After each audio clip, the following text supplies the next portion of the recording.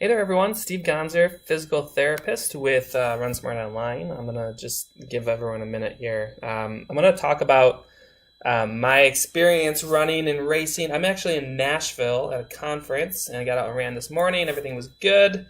The lighting is not the best where I'm staying. Obviously, I got this little lamp next to me here. I was going to show you, but yeah, whatever.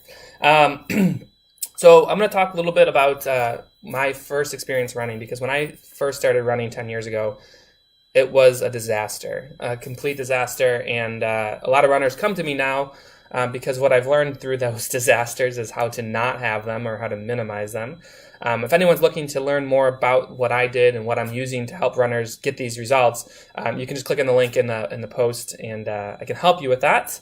But so yeah, clients come to me, and they runners come to me, and they need help because they're even though they already have a training plan, they're typically worried that either the training plan is gonna get them hurt. They don't know if it's the right one.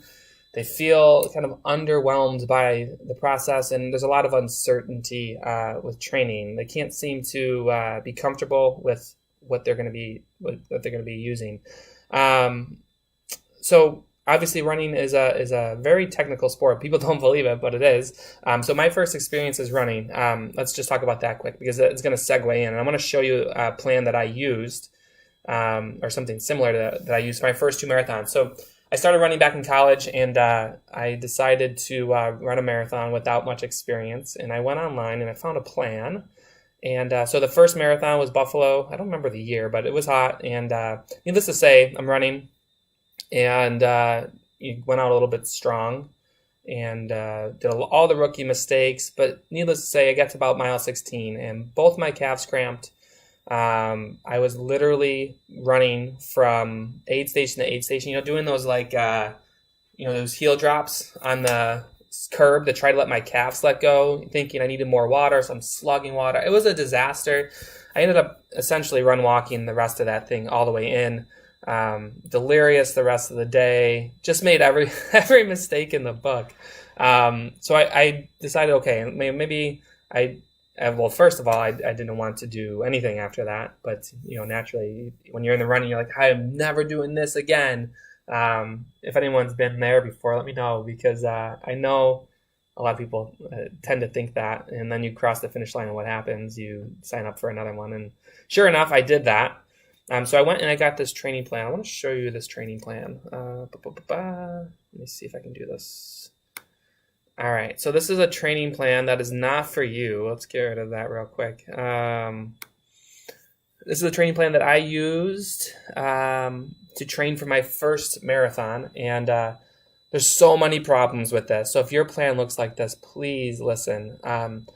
When we're running, and just see, I don't think you can see my mouse, but look at that first row: 3 miles easy, 5 mile hills, 5 miles easy, 3 mile hills, 9 miles long, slow distance. And it kind of builds up. So LSD is not a drug. Well, it might be for some people, but it is long, slow distance. So you're just kind of running slow. You look down a little bit. Let's look at week 8. 4 miles easy, hill repeats, 8 miles with 8 hill repeats. 4 miles, 7 miles with 4 miles of marathon pace. Go to week 12, 4 miles easy. Then you do a mile repeats, 4 by 1 mile. So I had a plan very similar to this for my first race. And then I decided, okay, I'm going to maybe, if I don't go out so hard, if I actually drink some water and pretend I'm not a camel, maybe it'll be a little bit different. So I get ready for my second race, and I'm at the start line. And I'm thinking, okay, this is going to be better. I'm going to be better for this one. And I think I made it to mile 17 this time, and I completely bombed again. This time I actually ended up in the med tent, and that was great because that's one of the early times I was dating my wife, and her parents were there. My parents, the only race my parents came to, and here's Steve in the med tent, completely dehydrated, and just a mess again. And it was, I can tell you, it was from this thing right here. When you're running and you're looking at, I would go, okay, easy. What's an easy pace? This feels easy. I'll do that. And then I'll go and run long, slow distance, whatever that means. So I'll do that. And so many plans are based off of this kind of feature. and it's not hard to find. If you go in and throw in a search into Google, you'll get like, I'm just going to exaggerate, but it's probably not even an exaggeration, 75 million results on race plans for a half or full marathon. This led me super frustrated. I ended up running my second marathon at the exact same pace as my first. I think it was like 20 seconds slower. I can tell you equally, they both sucked. Cramping, slowing every single mile. And then I got done with that second marathon, and I actually was more pissed off than anything. I was super frustrated. You spend all this time training. I know a lot of people are in this boat. You spend all this time training for a race, and then it just completely bombs, and you essentially think you wasted that entire time. And I'm very similar in that regard. So I'm pissed off at this point, and I actually went back, and I'm like looking at my plan, that plan I just showed you. Let's just show it one more time. And I'm like, what the heck? Like, what does a lot of this mean? And I was just finishing physical therapy school at the time, and I actually decided, okay, I'm not going to do this anymore. So you think it's not my fault. It's got to be this thing's fault. And truthfully, it was this thing's fault as far as I'm concerned. And it's something I see with a lot of runners. So I actually went in and I started learning, okay, what are the ins and outs of training? Like, when should you be doing this? What does this pace mean for individuals? And over the time, I decided, like, okay, I'm going to develop a system of training. And I started to see it work. And I went from these 2 4+ hour marathons. And this was not quick. I don't want to make that mistake. Over time, I slowly started to chop my times down. And it actually, some people might know this, but I started at 4+ hours for my first 2 marathons, and I slowly started chipping my way down. In my last 6 marathons, I broke in 3 hours every single time. I've qualified for Boston 6 times straight. My PR is a 2:51, and it was for a system of training that I just developed over 10 years. And I started taking coaching athletes, using it on them, and it started working from them. But here's the thing with training, and this isn't for everyone, but training is a process. It's a system.